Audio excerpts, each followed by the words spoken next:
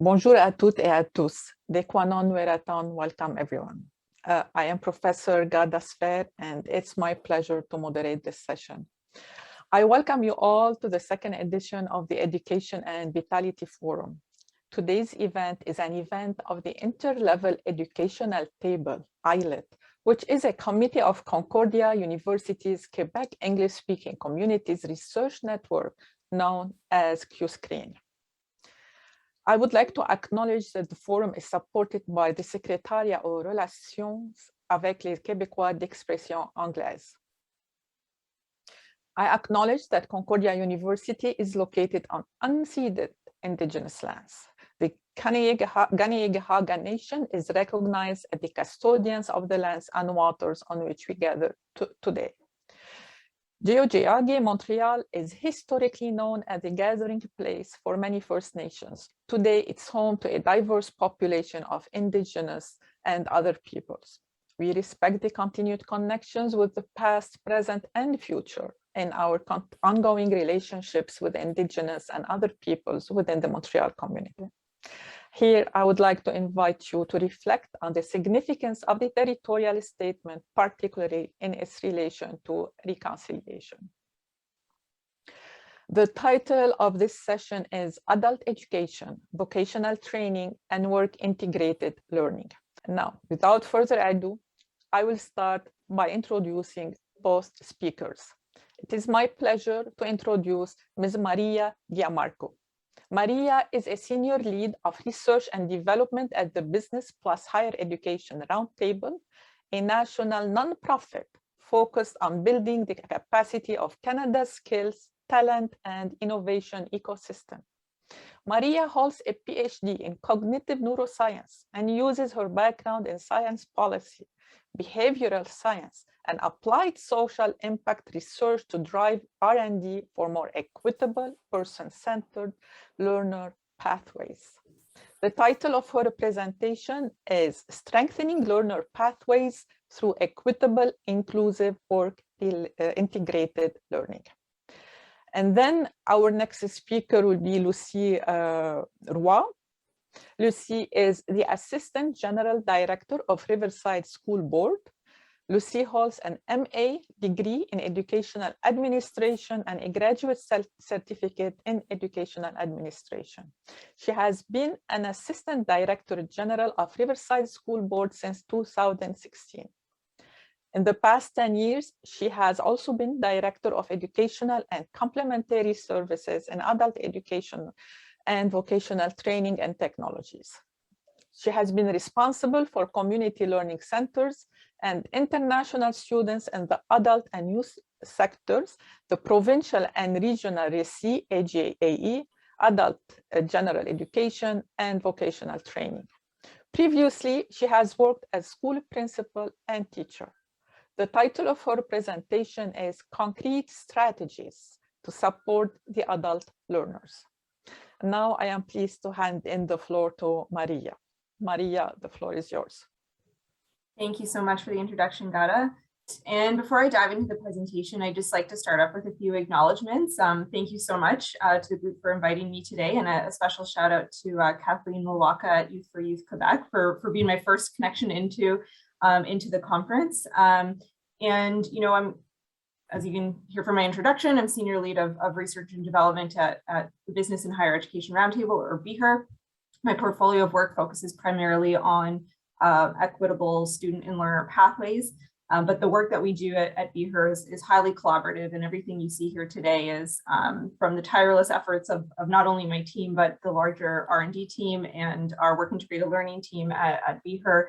And a special shout out to our Director of Work-Integrated Learning and Experiential Learning, Andrew Beeler, who provided the foundations for a lot of the work-integrated learning work that I'll be speaking to today.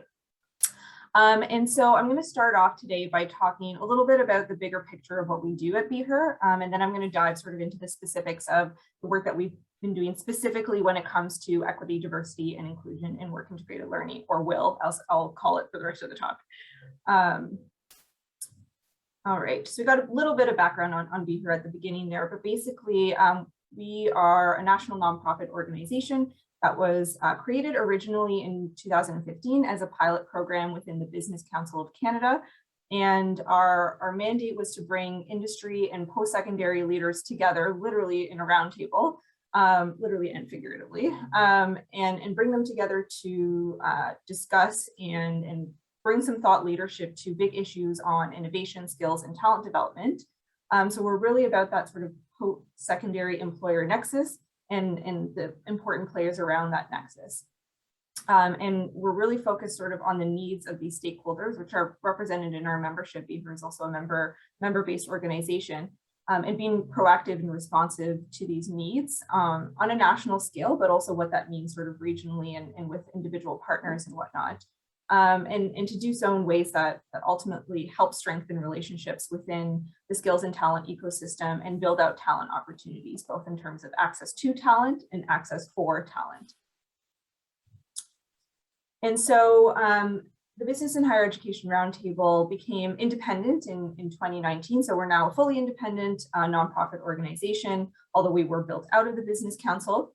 And our first priority when we became independent and the way we sort of operationalized our work was through a focus on work-integrated learning. And this was in part sort of happened as the Government of Canada at the same time, based on some of the advocacy led by BEHAR, committed to over $1 billion for work-integrated learning projects across Canada. So that's kind of our origin story a little bit there. And we're sort of now reaching the end of our first mandate to create 44,000 work-integrated learning opportunities for students across Canada and to help strengthen the work-integrated learning ecosystem along the way. And really what we're aspiring for, not just on BEHAR itself, but within the ecosystem and our network, is to aspire for 100% work-integrated learning for post-secondary students across Canada. And so what do I mean when I'm talking about work-integrated learning? I'm sure many of us know what that is, but real quick, these are the kinds of opportunities that post-secondary students at polytechnics, colleges, universities might be able to have. Curricular, co-curricular opportunities like co-ops, internships, apprenticeships, clinical placements, and so on and so forth. And at BEHAR, we've got a fairly inclusive definition of work-integrated learning, and increasingly we look to sort of innovative will models like microplacements, consulting, performance-based wills, field schools, and so on. And so why are we so focused on work-integrated learning? Well, these are the kinds of experiences that essentially help students launch careers. I'm sure that's something we can all get behind. And I'm sure we're all fairly familiar with the value and the benefits of work-integrated learning, right? Helping to build bridge gaps and strengthen career pathways out of post-secondary, helping students with exploration, building their experiences, their skill sets, exposure to mentorship, network growth, and so on and so forth. And it's really also can be a tool to help level the playing field for students from whether it's from different disciplines, different backgrounds, different life circumstances, different identities and demographics. And for employers, really, it's a tool for them to help address some of the skills and talents gaps in their organizations, in their industries, and to help with innovation by bringing new research ideas and new approaches into the workplace. And as we build out sort of more emerging and flexible forms of work-integrated learning, there's more opportunities for employers to sort of road test work-integrated learning or to integrate work-integrated learning into their organization. A lot of small and medium enterprises, small and medium-sized enterprises don't necessarily have the means to do like a 4-month co-op or multi-year apprenticeships and whatnot. So a little bit about that. And of course, it's a lower cost investment for employers to build that talent pipeline, especially if they're able to retain WIL students once they graduate. All right. So at BEHAR, our WIL efforts started primarily through our WIL partnership program. And so basically, we provide funding and capacity supports to partner organizations that are able to actually deliver WIL opportunities for post-secondary students and to help reach that target of 44,000 WIL and get us in the WIL ecosystem closer to that 100% WIL. And really what we're trying to do here is to support both students and employers that are underrepresented in different ways and previously did not have access to either participate in a will if you're a student, or to provide a will experience, or to provide more will experiences to students for the post-secondaries and for the employers. And so along the way, though, we've also built out, as we've delivered this will program, we've also built out research and development capacity within the organization to not only support the growth of will opportunities, but to enhance the quality and inclusivity of these opportunities. And to do so not just for the partners that we're directly funding, but more broadly so in terms of the public resources and tools and knowledge that we develop publicly and for the ecosystem more broadly. And so that's where what we call our work-integrated learning hub comes into play. And so we recently built a suite of employer-facing tools and resources that are meant to help them build their capacity to deliver on work-integrated learning. So again, it's not just something that's specific to our partners. This is something that's publicly available. And the way we built this was through a couple years of research, and throughout 2020, a number of consultations in different forms with work-integrated learning stakeholders from across Canada to understand their attitudes, their barriers, and their needs when it comes to work-integrated learning. So this included employers of all sizes, business owners, small, medium enterprises, all the way to large organizations, post-secondary administration, co-op and career services, but also community partners and practitioners like chambers of commerce and workforce innovation centers, as well as representatives from across industries and regions all over Canada. So this was a large initiative. And then of course, because it happened in 2020, there was also the shift to virtual and a bit of a pivot too in our areas of focus in terms of how the work-integrated learning ecosystem was being impacted by COVID. And so some of what we heard in these consultations, what I've got up here are sort of the big themes in terms of the barriers that we heard, not only from employers, but will stakeholders more broadly. So some of the biggest pieces were around, having the staff capacity and the resources within an organization to actually build up a will program and maintain that program, move through all sort of the complexities of what that entails. Of course, financial constraints are a large barrier, especially throughout the pandemic, but not just in the sense of the money. It's also about the access to and awareness of funding that does exist, that is out there for employers, and also challenges around skills gaps and recruitment. So identifying who is the talent we need, where do we get it, how do we connect with post-secondaries, and how do we work in tandem with post-secondaries, and sort of the flip side from the perspective of post-secondaries is how do we align with employers, and how do we find the employers that are able and willing to take on our students. So it's that matching was a big barrier there, as well as the inflexibility of will programs. Again, both on the side of the employers and on the side of post-secondaries, how do we fit those two sectors together and match things like timelines and program requirements to employer needs and so on and so forth. And of course, COVID impacts, there was many shutdowns of will opportunities, challenges with digital infrastructure and teleworking. But at the end of the day, despite all of these barriers, by and large, will stakeholders that we spoke to, agree, especially employers agree that will is immensely valuable and most employers want more of it. So how do we make that happen? And so that's essentially our Will Resource Hub is essentially a response to these consultations. We went out, we heard what people need, and we built tools and resources in response. And we've structured this hub around sort of 3 key stages: exploring types of wills that are available out there, so kind of the Will 101 and understanding what it's all about and how it could fit into your organization. Investing in will, how to understand sort of the business case, what supports are out there, how to access them. So putting all of that information and those connections all in one place, and then how to create quality, inclusive will experiences that address not only the needs of different employers, the needs that are apparent in different regions, industries, and also the needs of different student communities. And so some of the specific tools we have in there include an ROI guide and calculator, financial supports, success stories from will experiences across the country, decision trees on how to find the right will for your organization, and a series of how-to guides around equity, diversity, and inclusion, mentorship, performance assessment, realities of rural, remote, and northern communities, and so on. So that's a whole bunch of context on sort of the foundations of our WIL work and the kinds of things we're doing to address these challenges, the bigger picture challenges and development of the ecosystem of WIL across Canada. And so from these consultations and our own internal work, a number of sort of priority areas for work-integrated learning emerged. And so the main sort of initial priority areas were, or are, I should say, equity, diversity, and inclusion in WIL. So how we can leverage work-integrated learning and other related talent development opportunities to provide more equitable and inclusive transitions into the workplace. So how WIL can be a mechanism for that.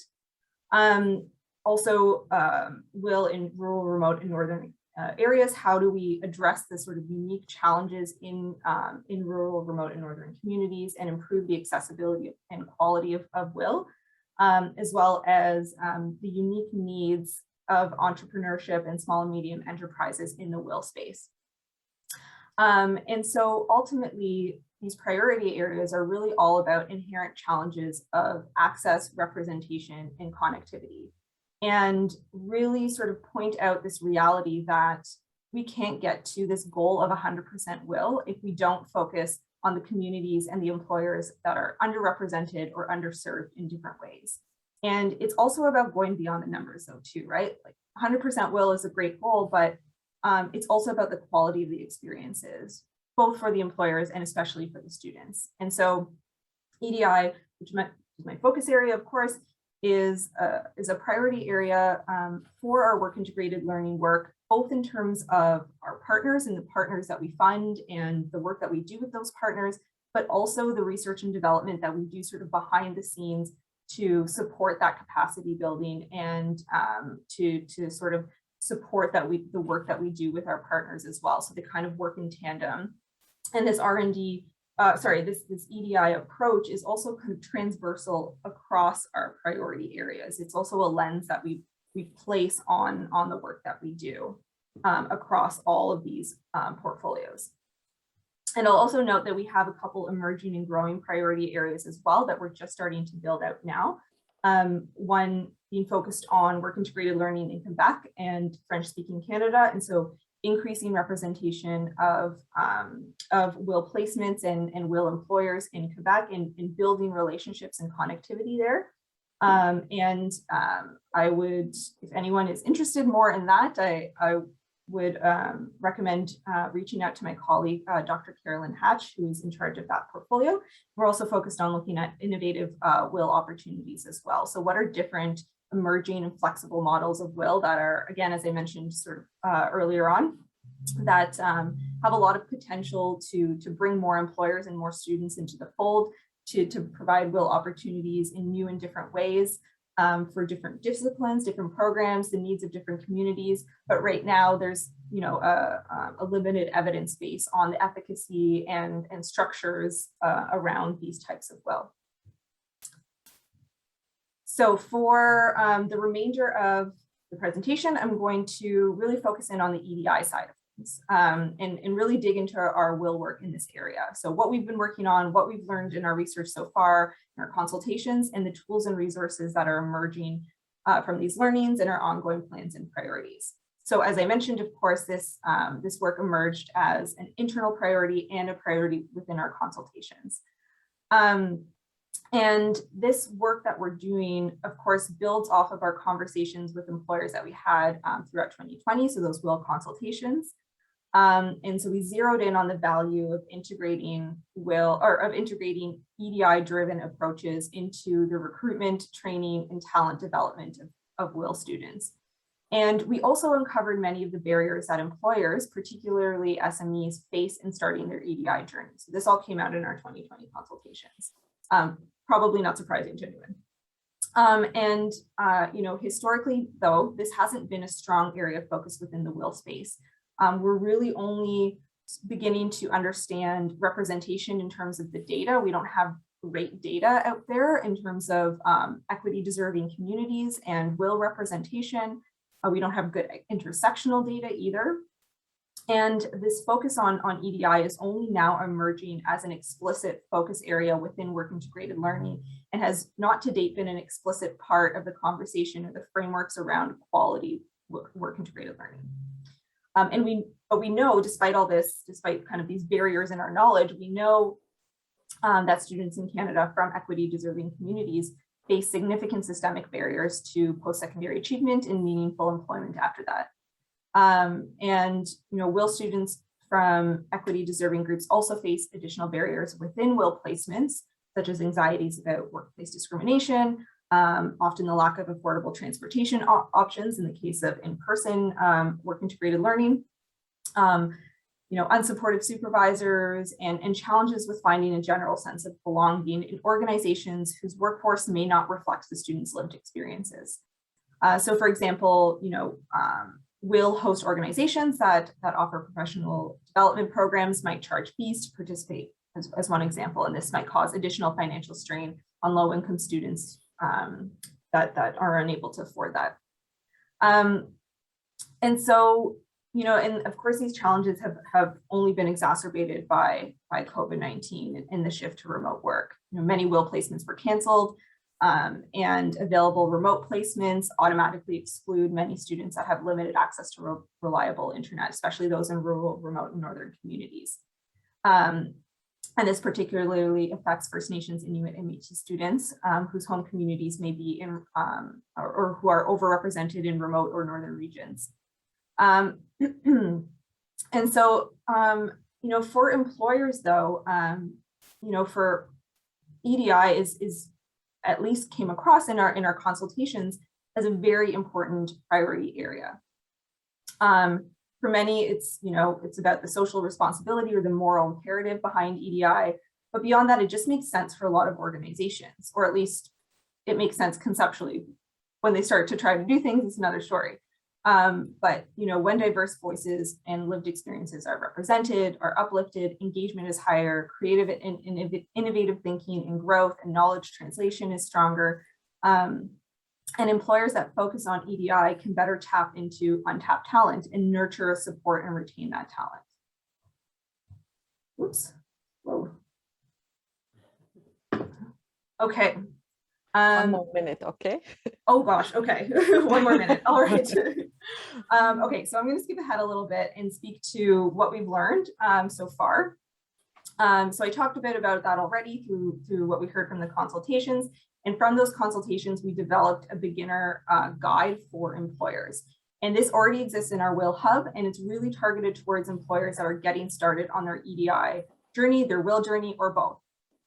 And that just want a place to go to figure out where to start, right? There's that awareness, that intention. They don't really know where to begin necessarily. And on the screen here, you can see basically the key themes within that guide. And it's important to emphasize though that there's no sort of quick checklist, no silver bullet, and not everything's gonna work the same or look the same in every organization, but we pulled together sort of a series of steps that employers can take that is specific to the WIL experience, but is also reflective of how to transform culture within an organization as well. So I encourage folks to check that out. What we're continuing to do now is we're building off of that initial work, and we're getting more intentional about closing knowledge gaps around EDI and WIL and figuring out what we can do to help employers actually take action. So we've done consultations with EDI-centric organizations across the country, and are pulling together our learnings from there. Then when I share around the slides, of course, the details will be in here around sort of our key findings, but a lot of things are around engagement and building relationships and making meaningful, genuine connections with students in order to bring that representation up, to bring them into the workplace in the first place, and then also what can be done, what are sort of the attitudinal and behavioral pieces that employers can work on. And this really, again, builds off the guide that we already have out for employers. There's some quotes in here as well that were quite interesting. So we focus both on employer barriers and needs, student barriers and needs, and what are some of the biggest opportunities moving forward in a bigger picture sense, but also for BEHAR specifically. And one thing we really heard was listen to students. So we went out and we did consultations with students. We've been doing a national series of roundtables. We've spoken to over 90 students now, and we're just wrapping up those roundtables now. Again, looking specifically at what are the experiences of students themselves, and what can we learn from students, and how can we make our understanding and our consultations around WIL more inclusive and more holistic and more representative. So going to students themselves. All right, I'm just going to wrap things up here. There's some more details on the findings as well, and a little bit about kind of the connections back to linguistic inclusion. The one point I'll make here real quick is just that a lot of the insights from our broader EDI work are sort of transversal across communities and across some of the specific challenges that are faced by allophones and anglophones in Quebec. All right, so I'll leave things here on the last slide to wrap things up and just say a huge thank you again for having me here. And, you know, just a quick sort of final comment here is, you know, we've gone out, we've done consultations, we've been listening, and now we're building the tools and building the interventions that will actually help address some of these challenges, not just on a big, broad national scale, but on a partner by partner scale. And yeah, Maria, sorry, thank you, Maria, for this wonderful presentation. You provided us with a good overview of the interesting and valuable work of WIL in relation to equity and inclusivity. That was awesome, greatly appreciated. And I found several interesting points, including that you are addressing also the needs of the rural, remote, and northern areas. So they are not really forgotten. So that was awesome. And we're gonna be able to listen to the recording and go through your slides again. Thank you so much. Now I would like to invite our next speaker, Lucy. Lucy, the floor is yours. Thank you. So first and foremost, I'd like to thank you for inviting me to speak on the topic of adult education, vocational training. Not very often do we have an opportunity to hear on this topic on big events and on how we can support our students, adult learners. As said mentioned in the title, the presentation will give some concrete example on how adult education vocational centers can adapt their guidelines, their rules, regulations, practices from a perspective of equity while considering the realities and sensitivities of our adult learners. How can we support and prepare our students for their next journey? Because all of the next journey is different from one student to the next. The example that will be shared today are very specific to the Montérégie, very specific to Riverside, to the adult and vocational sectors that are called Access at Riverside. However, the practices are transferable from another region for another center or another school board. In my presentation, I do realize that we are time constrained. So in my presentation, I have a few links that I would have liked to share with you. Please take your time. Take your time. I didn't interrupt Maria because it was so interesting and for the minute. No, I know, but I put some link that I realized that will take too much time for me to open. So I'll put the link in the chat after for you to, to open and peruse. I also want to mention that the pictures in the presentation are students from our centers. We take an opportunity to offer photo shoots for the students to have this experience. They have to apply to be part of our publicity and our pamphlet.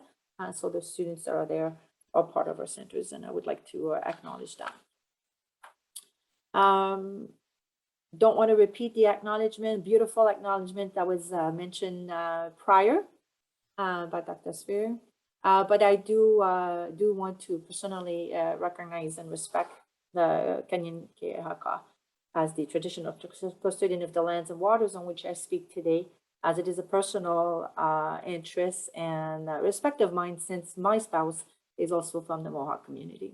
I wanted to look at different aspects of how we can support the students. So let's first look at what the obligation of the students are with regard to student services. When the students come to the adult center or the vocational center, they have to be able to trust the center. They have to be able to be honest and a little bit vulnerable when they come to the centers. They have to be able to express their goals, and they have to feel safe. They have to feel welcome. So it is very important that receptionists and academic advisors, SACA officers, guidance counselors are all trained properly to welcome these students, often vulnerable. Students should be able to access services easily, in person or virtually. And I did put a link there where you would have an opportunity to go see that. Even on our website, the students can access these services. It is not known from everyone in Quebec that students can study in English in an adult education center and in a vocational training centers as of the age of 16 years old. Often we receive students in our centers that are coming from French school service centers after secondary 3. So they come to finish the high school with us in adult education because they've been spending maybe 12 years, not 12 years, 10 years maybe in a bain linguistique, for example. And at the end of their high school, they want to come to us. Students sometimes from WTP programs in the French sector that after 16 years old would like to come and study in English, and they make their way into a center, vocational or adult education. In order to have these this equity of rights being applied, students have access to student ombudsman. So if they feel that wanting to change school, wanting to change program, feeling that their rights are not being respected, they have access to the students ombudsman, just like in the youth sector. And this information is on the website of school board, but it has to be a little bit more than the website. It has to be known to the students. That the students ombudsman is also there to protect them. And students have also responsibility to follow rules and regulation at the centers.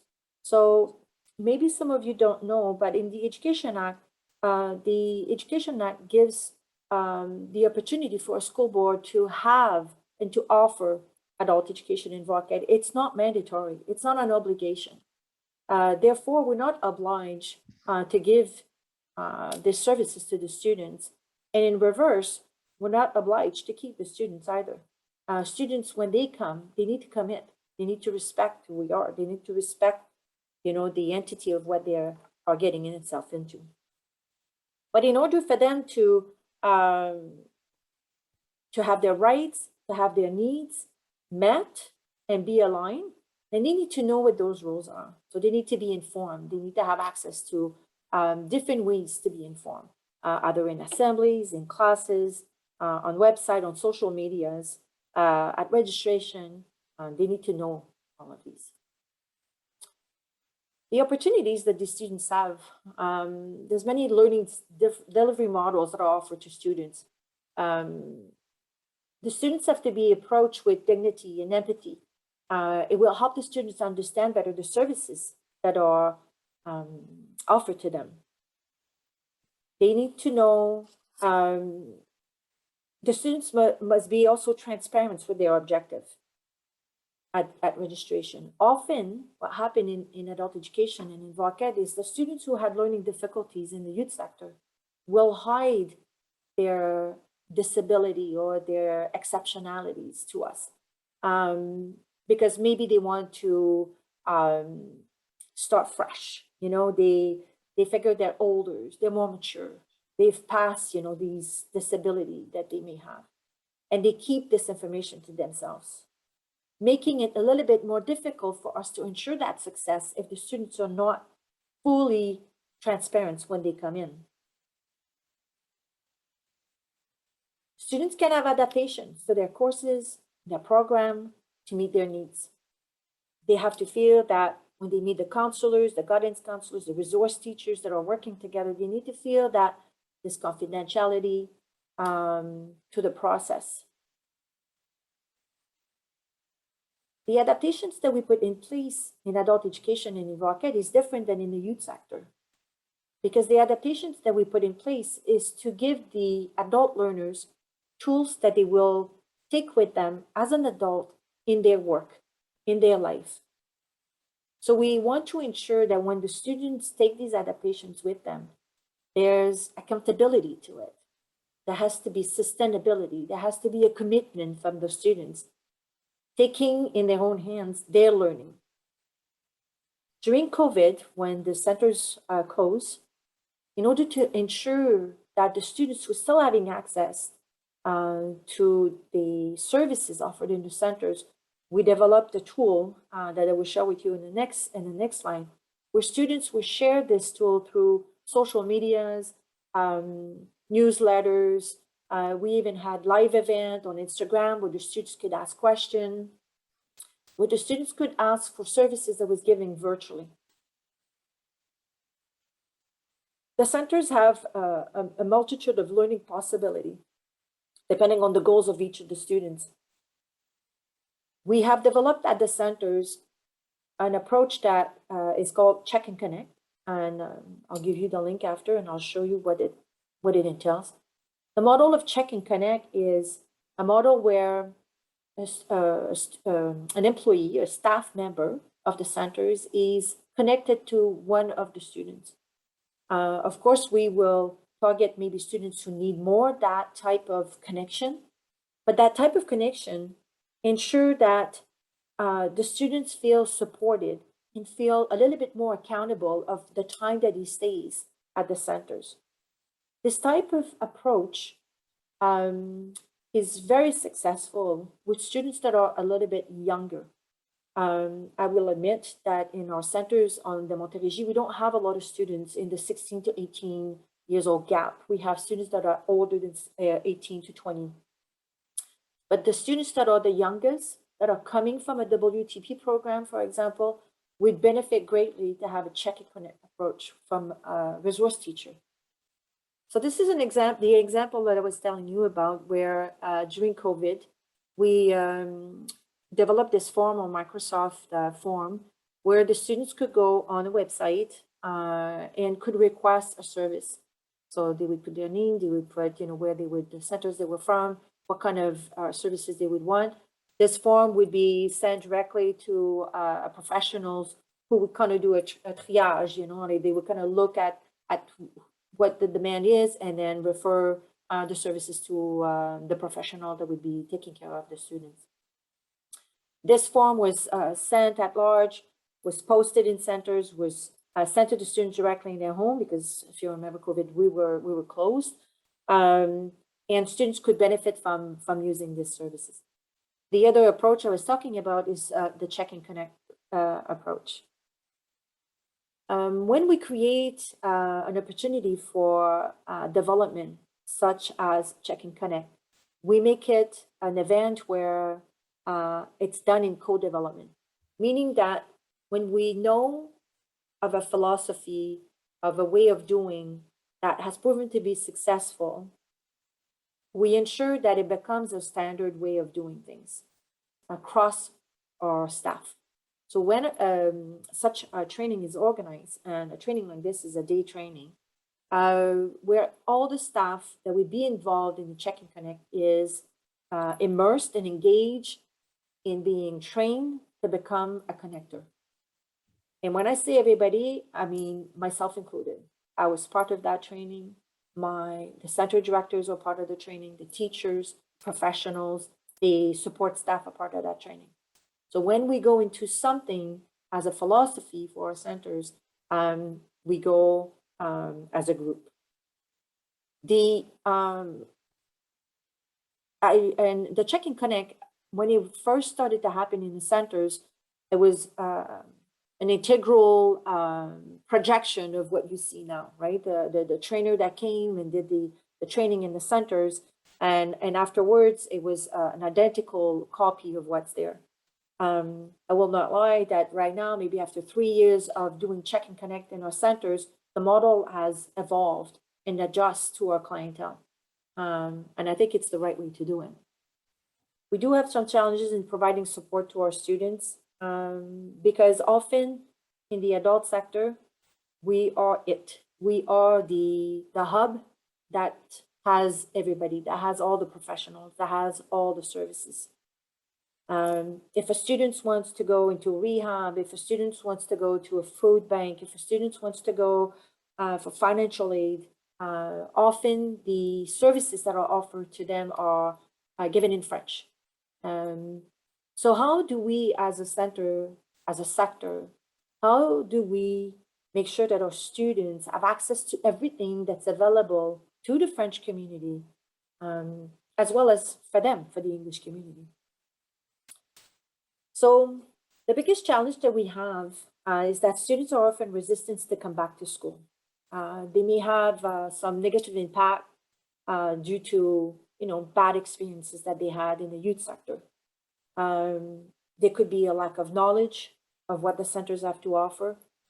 Could be also because of family, financial obligations, limited time devoted to schooling. I felt that the moment that I walked in the Adult Education Center 10 years ago, that developing the network in my community to share the information about who we were and who our students were was crucial. Ensuring that people from the centers have a seat at the table. So at the Carrefour Jeunesse Emploi, at the Centre d'Intégration des Jeunes Adultes, at the YMCA, at the ARC, at city initiative. Cities have all sorts of tables. Right now, I have people sitting at the immigration tables from the city of Longueuil. The industry partners, such as the CCQ, la Commission des constructions du Québec, or CPA, la Commission des paritaires de l'automobile, being part of who they are and integrating them in our services, allow us moment where we can make our students' needs more understood from our community at large. I remember sitting one time at the Montérégie table where I was sitting with director of centers from the 11 school board, and one of the French director asked me, Lucy, who are your students? Who goes to your centers? Who are they? And so I had to explain to her who they were, where they were coming from. So if a person sitting at a table with the same job that I'm doing doesn't know who my students are, the people in the community and in the community organization, they don't know who they are either. I think it is crucial that we have people that participate as member of administration of these organizations and offer them space in your centers, in the centers, to come and have meetings there. So not just be an admin of that, but also bring them in so they can see what is the working environment, where the students are going in. Invite the members of these organizations to be part of governing boards. We have at one of my centers, we have a member of the CCQ on one of my governing board. And because of that, we now have a place on their website. We didn't exist on their website before, but now that they got to know us, this is where we are. Sorry, Lucy, you can have 2 more minutes. You can have 2 more minutes. Please That's go all ahead. right. This is like to me, the most important slide, to make sure that people know who our students are so they're able to give them services. I'll give you, the YMCA has an office at one of the centers, and they offer guidance and support to the students. The YMCA is not on the Montérégie, but we managed to bring them in. CIJA just invited one of the centers to open l'école dans la rue in Longueuil with us, offering in French and English programs. I think that it's all of these invitations that we get, it's because we have people sitting at this table, making sure that our students are known and their needs are known. We do have challenges, for sure. We want the students to be independent in their study. We want them to be engaged. And in order to be engaged and independent, maybe we need to make sure that they're sitting at the right place, at student council, at governing board, offering them a place to lead, a place to be the chair of these organizations.